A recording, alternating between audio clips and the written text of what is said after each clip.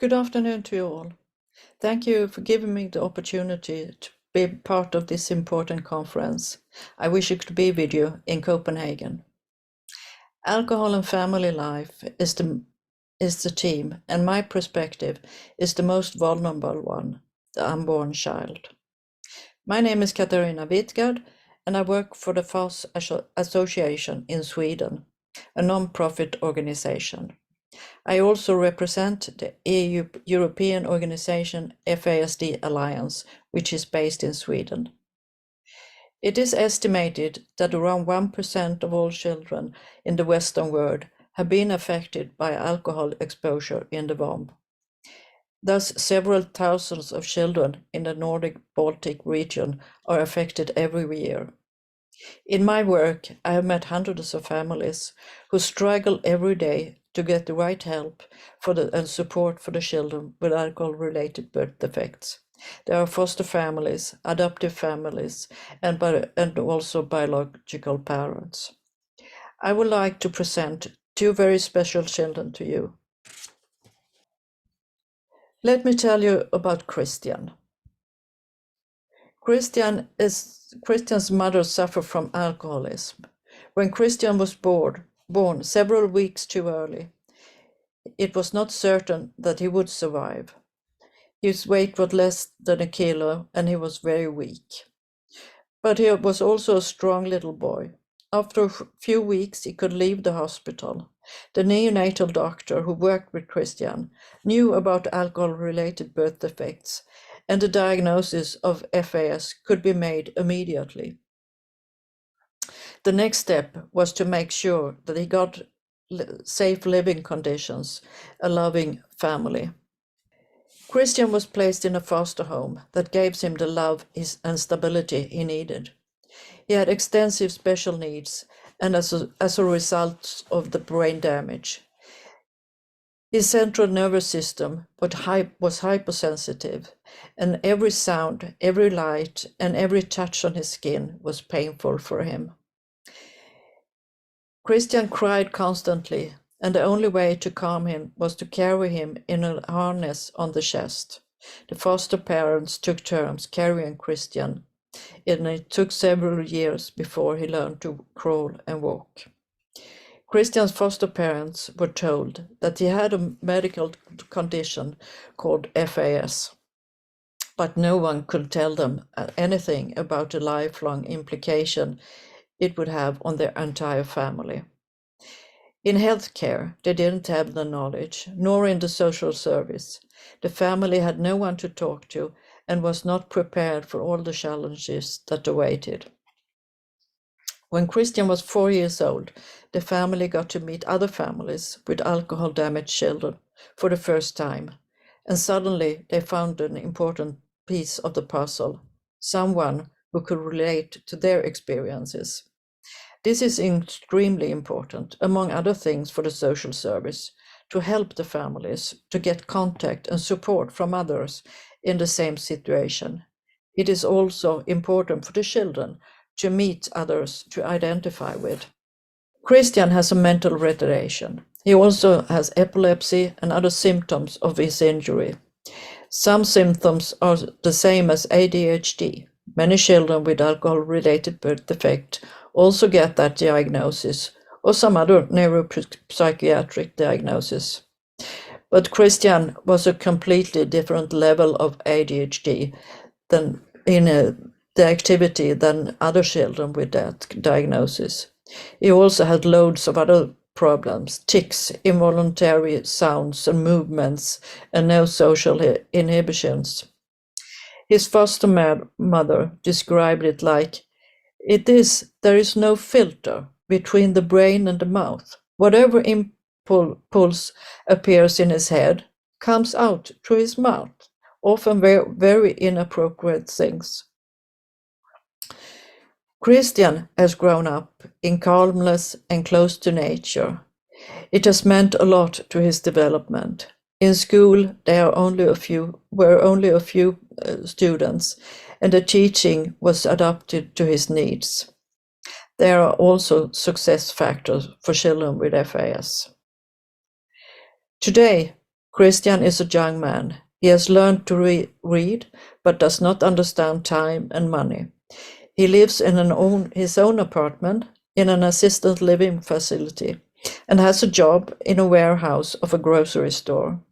He has a meaningful life and close relations to his foster family. Unfortunately, many children born with alcohol damage are not given the chance for a good life.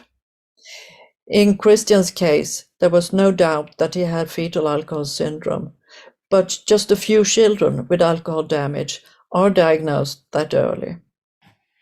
I cannot count all parents I've talked to who have described not being able to put their finger on what's wrong with their children. They don't know what it is, but it is something. Their child has been tested and the result indicates ADHD, autism, or some other neuropsychiatric diagnosis. But the parents do not think it matched in what they see in the child, how it functions in the everyday life. That's how it was for our family. Let me tell you about Carl.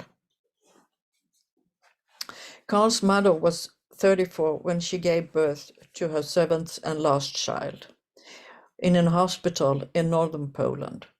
She was drunk when he went into labor, and the baby, a boy, was born prematurely and put into incubator. After a week or so, the boy was stronger, the mother was sober, and she took her child and left the hospital. That's how life began for Carl. At home, the 6 siblings were waiting. Eldest daughter Anna took care of them, and the alcohol continued to flow. When Carl was 18 months old, his mother was diagnosed with cancer, and she died shortly after.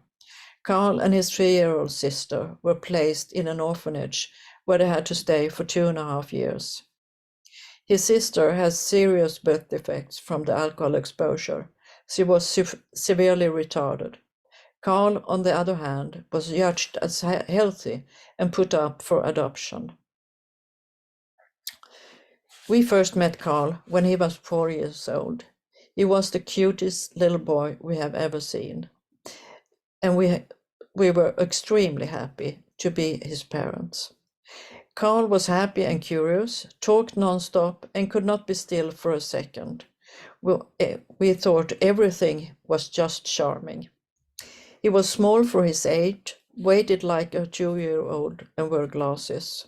There were many signs of alcohol damage, but we did not see them.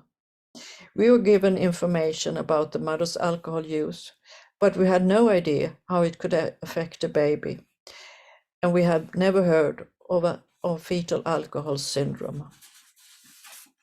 Besides hyperactivity out of the ordinary, Carl was literally swinging in the curtains. One of the first signs that something was wrong was his lack of fear. He did the same mistake over and over again, without learning something was dangerous. For example, he was bitten by dogs, but still continued to approach and pet unfamiliar dogs without fear. We understood much later that this was due to the damage to his central nervous system. He could not foresee the consequences of his behavior. As an adoptive family, you don't have the contact with social service in the same way as if you are a foster family. You are pretty much left to yourself. Many times we felt alone, just like Christian's parents felt, because our child was not like others. We couldn't recognize ourselves when we heard parents talk to others about their children. The fact that Carl was not the same level as his peers, that he did not learn things or had the same ability for social interaction, was all explained by the fact that he was adopted. We came to child health care and the preschool, and everywhere we got the same message, that everything was going to be fine. Carl would catch up when he learned the language. He would catch up when he started school. He would catch up after the summer vacation, etc. The lack of obvious physical signs and the fact that he was a sweet and charming boy meant that Carl's disability were invisible. No one understood that there was damage inside his brain. Damage to the central nervous system meant that various signals did not go through or couldn't be processed in Carl's brain. Fatigue gave, for example, not signals to the body that it needed rest. Being still required more energy than moving around, like riding a bike very, very slowly. It is difficult. Therefore, the more tired he was, the more hyperactivity he became, until he literally collapsed. The school years was tough for Carl and for the whole family. Carl had learning difficulties and memory disorders. His short-term memory was fragmentary and dependent on the environment. For example, he could remember the names of the islands of the Baltic Sea, or how the hand stood at 3 o'clock when he was sitting at the kitchen table, but he couldn't take the knowledge with him back to school desk. The result was that he was accused by the teacher of being lazy or defiant. We, as parents, were criticized for not helping him enough with homework. It was several years of roller coaster rides between hope and despair. Or at times we were convinced that Carl would never grow up and have a normal life, while in other periods we dared to believe that everything was actually going to be just fine. When Carl was 11 years old, a turning point came. I happened to read an article about adopted children with eye damage caused by alcohol exposure. When we read about alcohol damage, we suddenly realized that what was the problem. We also understood that there were other families who had the same experiences. Carl was diagnosed with fetal alcohol syndrome at the age of 11. Today, he is a 35-year-old man and has a good life.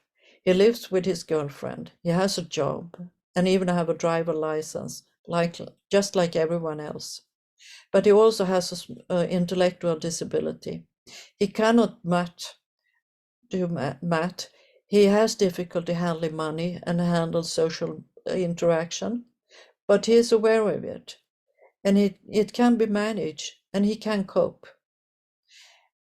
When I told him that I would speak to you today, I asked him if there were anything he wanted I should say to you.